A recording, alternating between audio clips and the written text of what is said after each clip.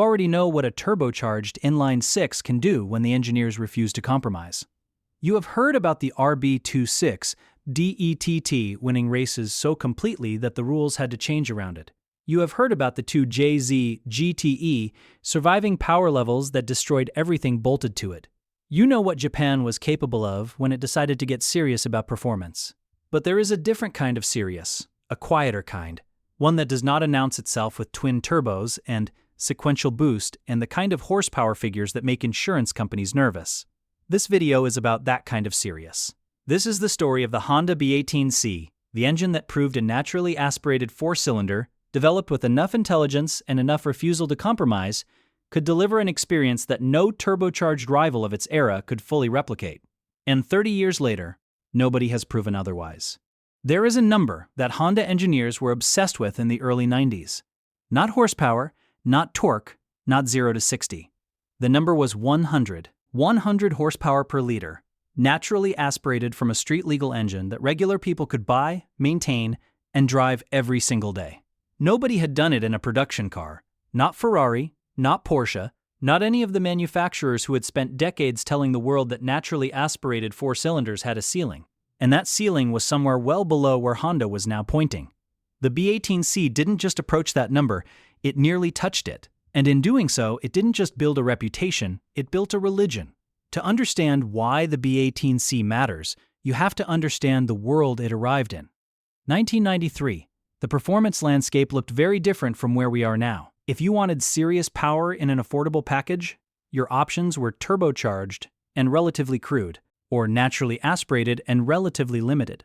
The idea that a 1.8-liter four-cylinder could produce 197 horsepower without a turbocharger, without a supercharger, without any form of forced induction at all was not just ambitious. It was the kind of claim that made other manufacturers reach for their own dyno sheets and start looking for the trick.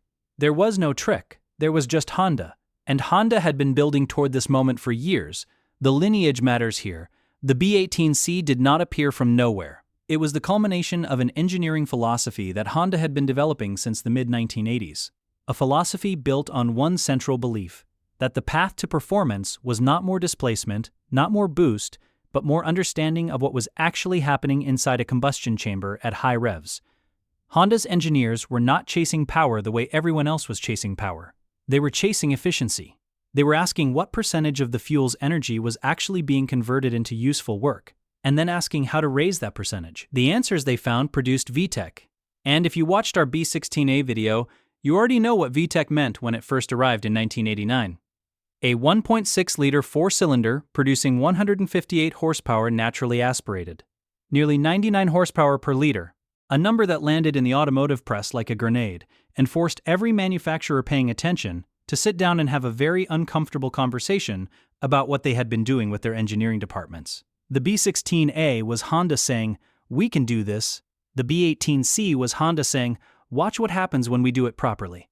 The architecture of the B18C started with the block, 1.8 liters of displacement, which sounds modest until you understand what Honda was planning to extract from it.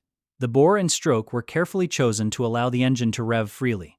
A relatively short stroke meant lower piston speeds at high RPM, which meant the engine could spin faster before the mechanical stress became dangerous. This was not a torque engine.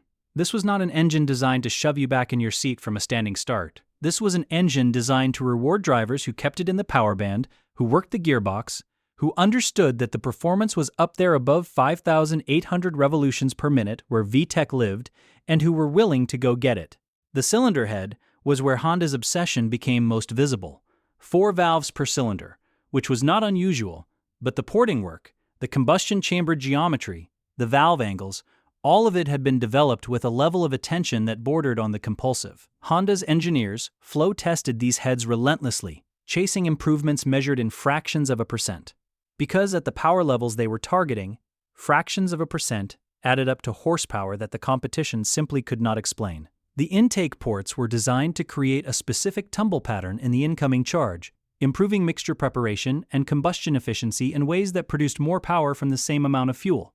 This was not hot rod engineering. This was aerospace thinking applied to a production car engine.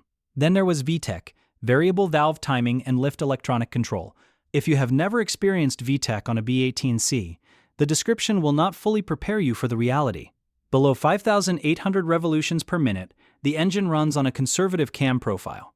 The intake valves open to a modest lift, the timing is optimized for low-end response and fuel efficiency, and the engine feels tractable and smooth and completely unintimidating.